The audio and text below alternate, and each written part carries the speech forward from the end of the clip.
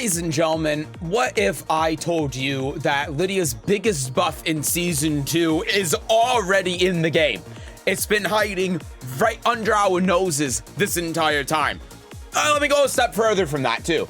What if I told you that one of Lidia's best lows is a move that practically no one uses? Goes completely under the radar. A lot of people say it's mediocre to bad, but when realized to its true potential, it's borderline broken.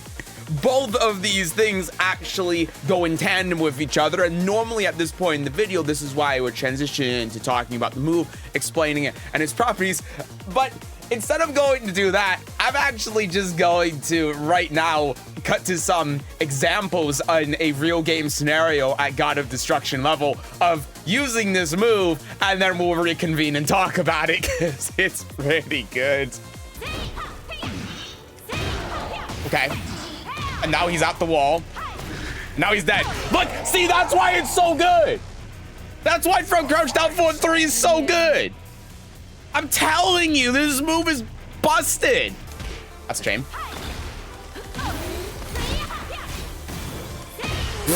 Dude, it's crazy. Their life just gets deleted.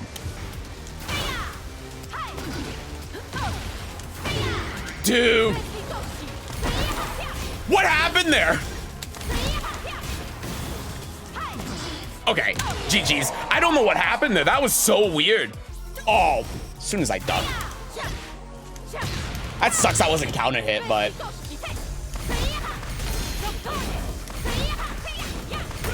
There we go.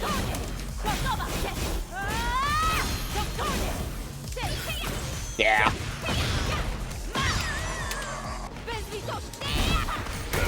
Nice.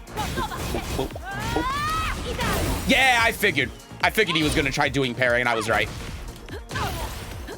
That's so messed. That was like half his health. Oh my god. It's so good for Oki. You people doubt me. From crouch down forward 3 is Lidia's most underrated move. You can quote me on that. Send it to the Lidia Discord. I don't care. Look at he's dead. He's dead.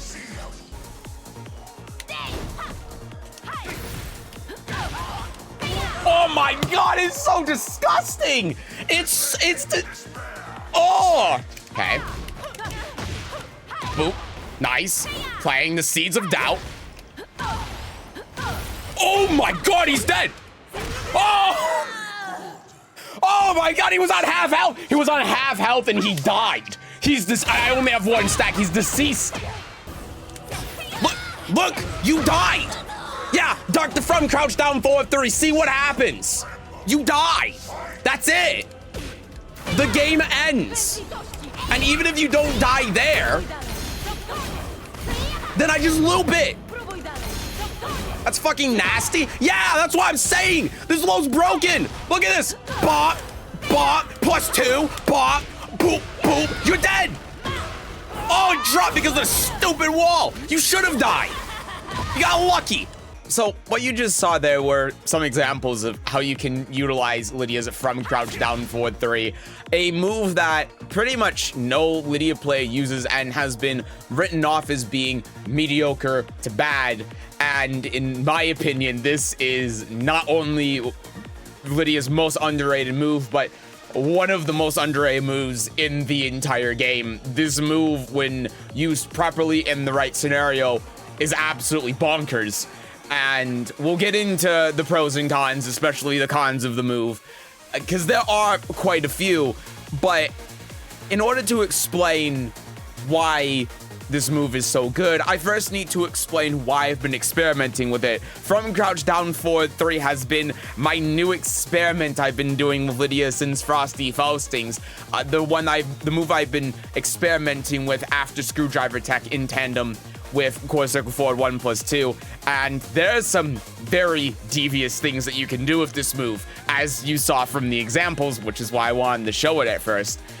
And in order to really get into the woods of why this move is good and how you can utilize it, we have to start with why I started experimenting with this move in the first place. And that also correlates to the entire purpose and the title of this video being Lidia's biggest buff in Season 2. We have had a lot of discussion on Lidia's potential buffs in Season 2. We just had a video on my top 10 buffs for Lidia in Season 2, for crying out loud. But in truth, I don't think that Lidia is going to get too many buffs. I feel like that Lidia is in a really weird position with how she ties to the system mechanics and how on a razor's edge she is with her balancing between being useless and broken, that she's gonna be kind of like a Lily in this game. You know, Lily in Tekken 7, how she was considered like bottom tier and then never got touched. I truthfully think that Lidia is going to be in the same spot, and she's not going to get a lot of buffs. But there is one universal change that we know about in Season 2 that is going to change how Lidia's approach works, and that is after heat engagers. Because in the Season 2 trailer that we saw, if you notice, after heat engager, one major change in Season 2 is that characters can now do from crouch lows directly from heat engager. We see this with a new Azucena low that she has in the trailer, and the change to one of Jin's from crouch lows in the trailer. They sped it up and give it a stance transition so that it can be utilized with this new gameplay mechanic. Now, we can talk on and on about the implications it has in the game and the 50-50, blah, blah, blah, blah, blah, but that's not the point. The point is to talk about how that works in tandem with Lidia.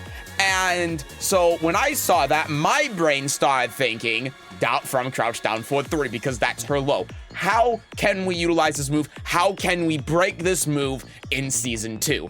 And there are a couple of ways. We are going to start at the wall, because the strongest conditions that you can use this move in are at the wall. And this is also a situation that you saw in my video about microdashes, but I think that because of the implications in Season 2 and because of how powerful this move is right now, I think it deserves a video in and of itself, hence why we're here. So the basic way that this works at the wall, and we'll get into the mix-up and the mind game of this in a second, and then we'll move on to neutral. When the opponent's back is to the wall, from crouch down forward 3 gives a hard knockdown that they cannot tech from. You are also plus 12. And that means that if you microdash with forward and down 1 plus 2, this is guaranteed. And for the few people on the Lidia Discord, I want to make this very clear. I want to make sure I'm articulating myself. If you microdash here with the right timing, there is nothing that they can do to avoid the down 1 plus 2. Therefore, it is guaranteed.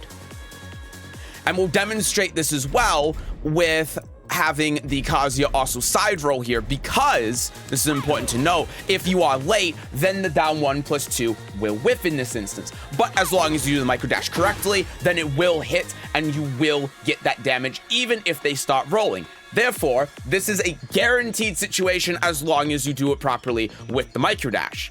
And that also sets up for some really nasty stuff. This is going to be a similar situation as we do in Screwdriver Tech, where we get some sort of wall splat, we do this, that's guaranteed, and then they tech roll. It's the exact same thing because it's at post down 1 plus 2.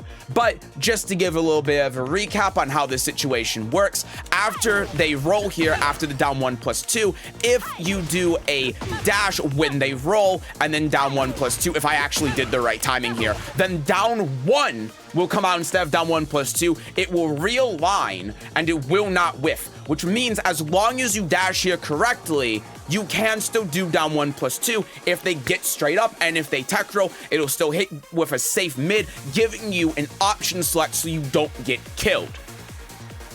So let's first talk about the broken stuff that you can do with this if they don't roll, because the only way to really get out of this portion of the mix-up is if the opponent rolls.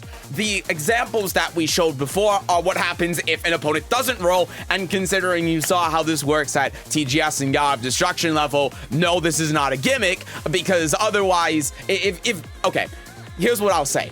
If you consider 5 people at random levels consistently rolling this because they know about this setup to mean that it's fake, then sure, more power to you. My opinion, if this works on God of Destruction players and pro players because they're holding back and they're eating the mix, then it's a real setup that you can use until universally people see that setup and then don't do that anymore.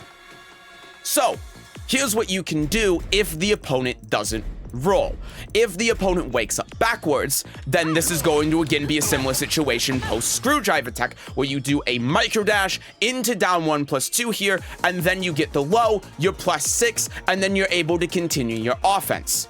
If the opponent instead decides to duck because this low isn't guaranteed, microdash into back 1 will wall spot them, and then you can go for full combo, doing 70 damage, and then set up for it again. If they duck and you're in heat, then of course you can do all of this, and then you go here, and then you're able to potentially loop the process depending on where the corner and everything is. That's the basic way that this mix-up works if they stand up. But it also goes a little bit deeper than that. Before we get into that, though, let's just break down a little bit how the microdashing works for all of you that are trying to follow along, because I am going a little bit fast. So, how we start here, from crouch down forward 3. Then what we do is we tap forward twice very quickly, and then immediately do down 1+2 right when Lydia's dash comes out. The reason why we have to do this is because we recover in a crouching state after the from crouch down forward 3. So if we just try to do down 1+2, we will get down jab.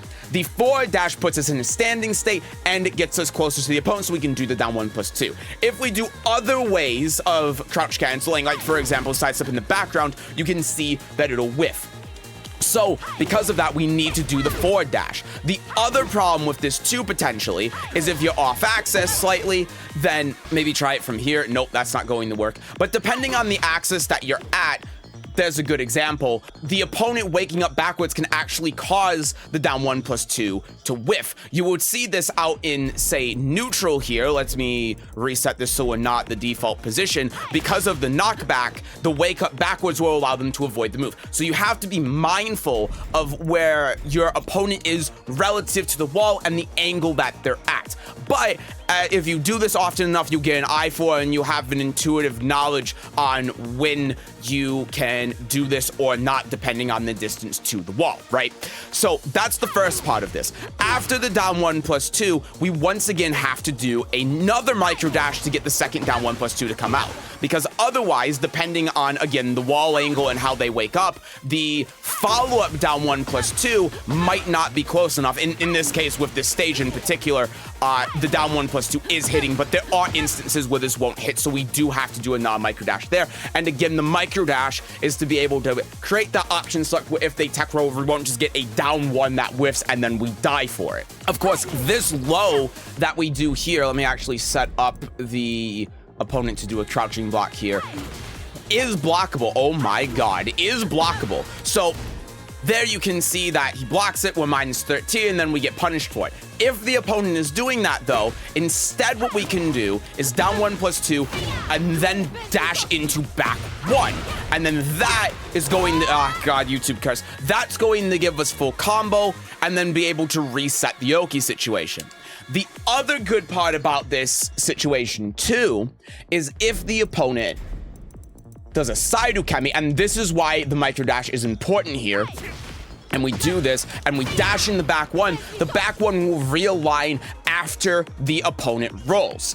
It's the same with the down 1+2. As long as we dash into it, the down 1 will track to the opponent's tech. And if the opponent is always teching here, then we can always, oh my god, then we can always dash into either back 1 as a mix-up, or we can dash into down back 3 or something along those lines.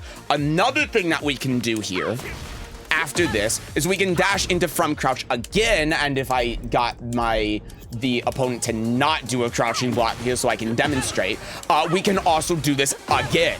And then if they roll there, then as long as we have a timing right, down 1+2 will hit. If they wake up backwards to that wall position, then they'll whiff. That's something that we'll get into in a second. But that's why the micro dashes are important, and that is how you are able to loop this ongoing offense. Now, here's where it gets a little bit more insane. Just on the damage front, let's add up the damage of everything that we're doing here between the low and the mid. If we do this, and then, oh my God, if we do this, and then this, we are doing a total of 39 damage off of a low. And remember, this is guaranteed. So if we just take control of Kazi here, just to give an idea on how this works, right? This is doing a grand total of, I actually don't know because it's not telling me what the frame data is, which is hilarious. Oh, I can look at the number in the health bar. I mean, it's doing 31 damage. So we're already doing more damage here than, say, Kazuya's house sweep, and we're getting a similar vortex situation afterwards.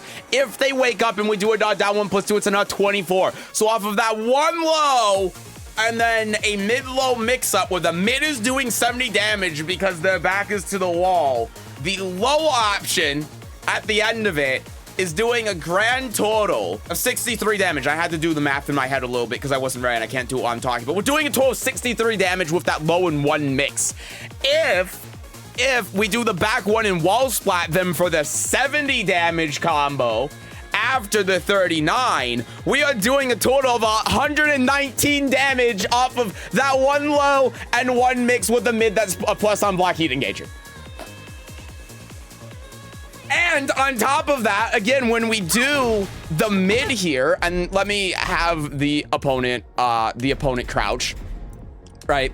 When we do the mid here and we wall splat, sorry, I had them tech, that's not the point of this. Then we're also able to loop the offense because we're doing the exact same thing as screwdriver tech. So we do this, and then we go here, and then we're just able to keep it going. We're able to keep it going. Right? So that's already great. Like this is already fantastic. I don't have any stacks. I have 0 stacks right now. So this is not the maximum. This is the minimum damage. This is the absolute bare bones minimum damage that would do it. So let me show you what happens when we have 3 stacks. Okay. So let me change my enhanced state to 3 because that 1+2 does more damage when our enhanced state is higher. We are now doing 20 plus 26. We are doing 46 damage. That's guaranteed. That's guaranteed. So we're doing 46 damage. If we hit the low, oh my God, help me. If we hit the low, then that's not 33. Yeah, so we're doing 46 plus 33, which is 79. Yeah, this is 79 damage. I want you to look at the health bar again, real quick. Just bop. Look, that's half health. That's half health after this low and one mix. That is safe if they tech roll because of the option select after the microdash. And they're having to deal with this with a mid that does 70 instead of what is this again? Sorry, 33. And then you can loop the offense and do this exact same setup again. But no, it gets better. It gets even better. No, this isn't even the best part. The best part is that we're also +6 after the low. So we do all of that with the mid, and then we reset the Oki, but then the low we're +6. And when we're +6, that means we get funny frame trap with down back 3 and forward 4-2. Now here's the neat part too. If you're in heat and they guess wrong, yeah. Yep. Did you see how that did like 100 damage? They lost. And let me just show you this as a sequence, right? Okay, for some reason my one didn't go off. Let's try this again. So say they duck here because they're scared of the low. Bop. They're dead. They're dead. That's it. That's the game. And in fact, we can continue to loop this offense as well, because then what we can also do, depending on the angle here, we can do this, bop, and then continue. It never ends. That's all the house gone. All of the house gone, and we're still doing Oki. We're still comboing. It never ends. And then, of course, if they block the forward 1+2, then we do heaven and earth. So if we do say, let's just have them stand block here. Let's say that they don't block low. Let's say that they block mid. So let's do the funny from crouch low mix up. But sorry, I have them stand blocking. Oh, I don't even have heat. Let me try this again. I'm not prepared. But I'm getting excited, you can tell. So we do this, and then we just do this, and then if they duck for the unblockable, then we do the same thing and kill them.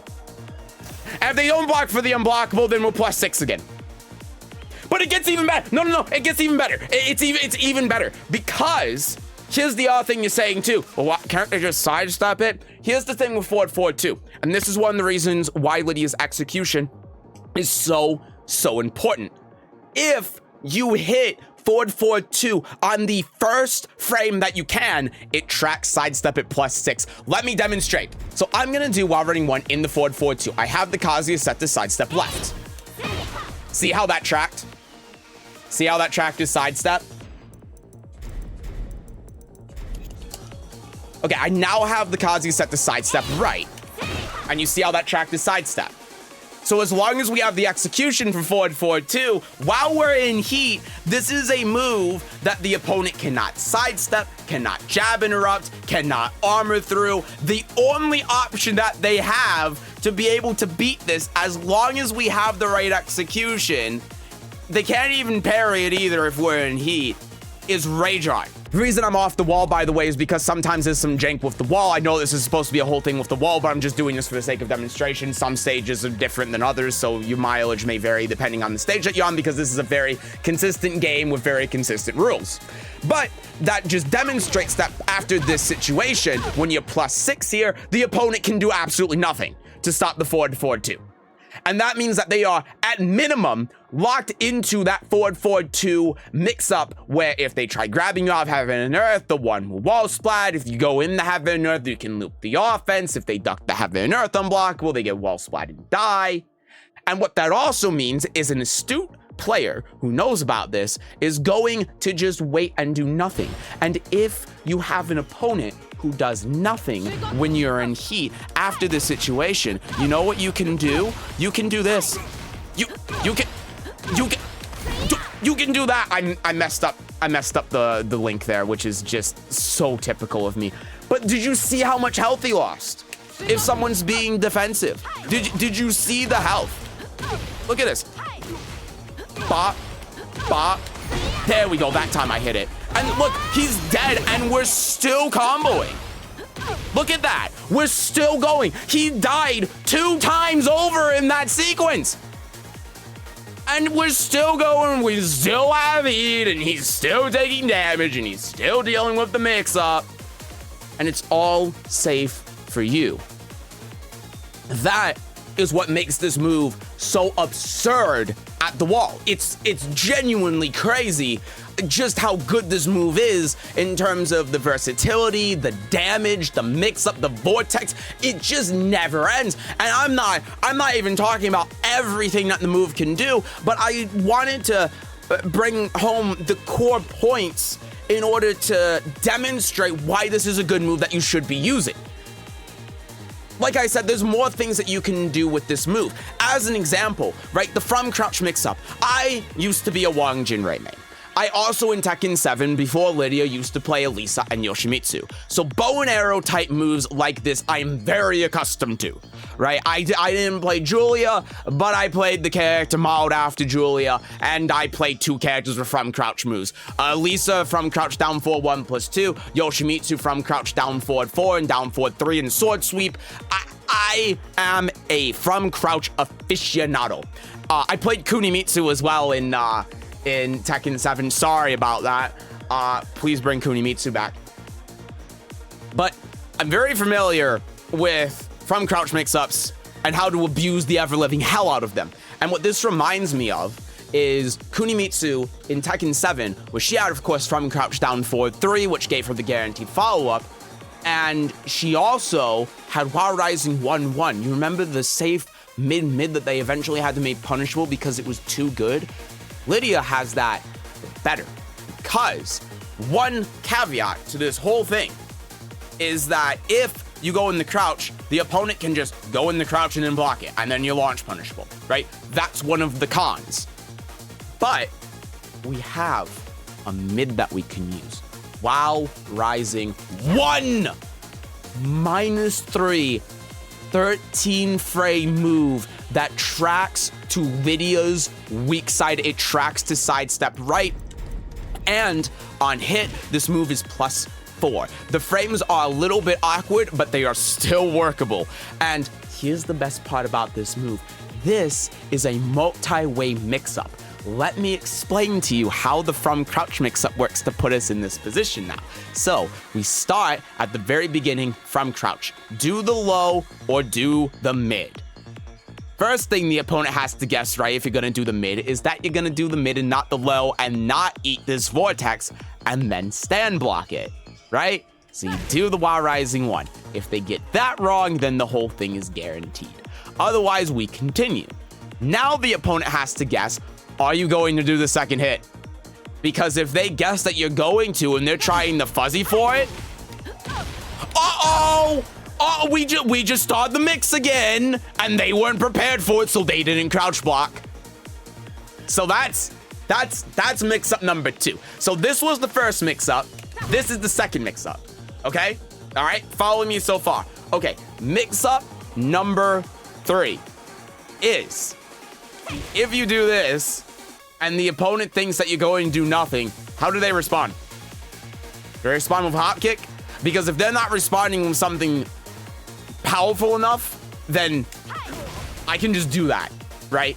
I can just go in and do that. So what if I get hit by a down forward 1? You know what I mean? And 10 frame jab counter hit strings like G clef cannon and stuff.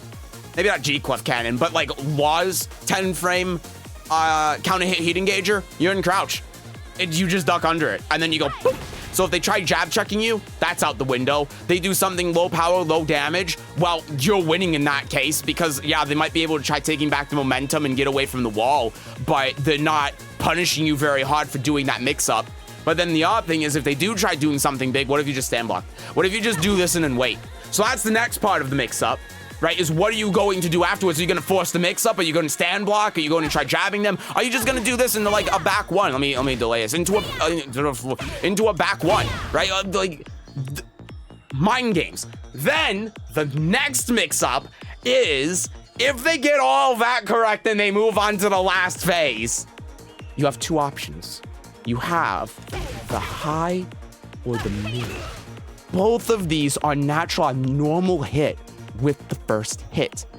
If they think that you're going to do the mid, then you do this gets blocked, and then if you're in heat, you get heat mix. Yeah. If you're not in heat, then it's not as good because you're 0, right, on block, so you can't do too much here. But if you're in heat, it's very powerful. And if the opponent in the previous example thought that you were just gonna do the while rising 1 and attack into it, this will hit. The second hit of this will hit, and then you have cat mix up at the wall to oops. Oh my god. See, this is why I went back with the wall, because the wall is jank as hell. But yeah. Oops. We messed up. Oop. Oh no. Oh no. That's all of the health gone. And then you have the mid. So if they try ducking the high, or if they thought you were going to do a low at the beginning, or if they thought you were only going to do the while rising 1 and then tried retaliating, then they get wall splat. And then the wall splat here, you can go here, activate heat, do this, do this, do this. They try sidestepping. We hit them with the 1 frame link, and then they lost. The opponent just lost the round there. And that's how you mix up the from crouch down forward 3. And so that is how this is devastating at the wall. And that's why I think that this move is very, very underutilized and underrepresented, and why you should be doing it more. Another thing about this as well that we can talk about briefly is that you can also do this out here. The thing I was looking at when I was looking at the Season 2 changes is how can we get more damage off of this? Because here, most of the time you just do this. And this is still good, right? It's 20 plus 16. It's still 36 damage. It's not bad. But the problem is, of course, the clean hit property on it makes it a little bit inconsistent. It's steppable. It's still plus 2, which is fine, but it definitely has some issues. But what if I told you that with the right execution, you can do down 1 plus 2 out of neutral? Let me show you. And that is 33 damage plus the 20 for a 56 damage from crouch low. Now, one thing to remind you of here in that instance is the down 1 plus 2 is not guaranteed. They can block if they so choose. But, of course, if they do try to block it, heat engager. And then we get to do all of this. Plus they blocked it. I forgot that I had the bot set to blocking, but you get the idea. And that is diabolical. Now, to do this, it's very, very tight timing. Basically, what you have to do is you have to do this and then run up. If you're a little bit late here, and I still have them set to crouching block, but if you're a little bit late on the down 1 plus 2, then what you'll get instead is a down 1. If you are too early, then you'll get this. And you'll whiff, and then you'll die. The timing is very tight. The way that I do it is I'll run. I will let go of the run button, as you can see, because there's an automatic run in this game when you start running, and then with the right timing, down 1 plus 2. That's how you get this. It's very hard. It's very tight. I still have problems doing it consistently, but it is something that you can do consistently with enough time and with good enough execution, and the reward you get out of it is monumental. Now, that brings me to my last point, because all of this is talking about from crouch down forward 3, and I hope that I've shown you throughout this video why this move is good, why I think this move is slept on, why I think you should use it and experiment with it as it is right now. But Seth, what does this have to do with Season 2? Well, if you remember from the beginning of the video, the reason why I set out to experiment with from crouch down forward 3 was because of the Season 2 changes where you are able to do from crouch lows from heat engager. I think I said heat dash in the beginning, that's my bad. Heat engager. And right now, after heat engage with Lidia, your options basically result in chip damage and making the opponent scared of chip damage. You don't have anything that's very threatening at the beginning, but later on in your pressure, you absolutely do. And that is, of course, the basis of hammer tech. But now, with from crouch down forward 3, it's gonna give the opponent something to genuinely be scared of outside of chip. The reason for that is because if you set up heat engager and you get it and the opponent doesn't block low, then we get to continue this pressure. And if the opponent is even a little bit closer to the wall and we're able to get this heat engager and we get them to the wall, then everything we just talked about in the video becomes all that much more powerful. And if the opponent now has a low that they have to respond to because of how devastating it is in these situations, all of a sudden, post heat engager, you open up a lot more options. If the opponent is around here, for example, after a heat engager, which is a more than mid-stage for sure, but it's not directly at the wall, and they're scared of the from crouch down forward too, and they crouch here,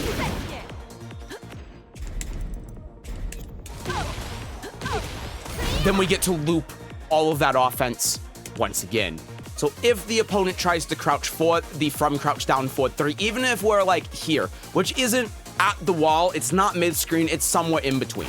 We hit heat engager, while running 2, wall splat, heaven and earth, bot, back 1, here, they die.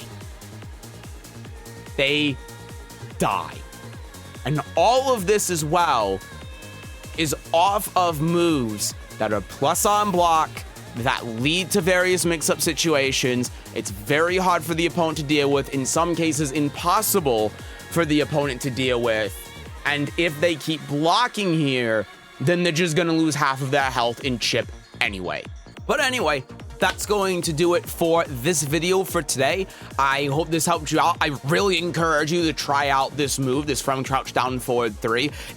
Like I demonstrated, in the right situations, this move is extremely powerful. It's something that I see no Lidia players using, and I think it is very, very underrated, underutilized, and I implore all of you to at least experiment with it before Season 2 comes out, because regardless of what you think now, this move is going to become much, much more powerful when the new season rolls around. Anyway, I hope you enjoyed the video, I hope you learned something, and I will see you next time. Hopefully not in 2 weeks again. I've been really off base with my upload and recording schedule since Frosty Faustings ended, and I need to fix it. I'm sorry. I upload the Duos tournament video today, and I realized it was 2 weeks between videos, and I was a little bit distraught at that. More videos coming soon. Anyway, I'll see you next time. Bye-bye.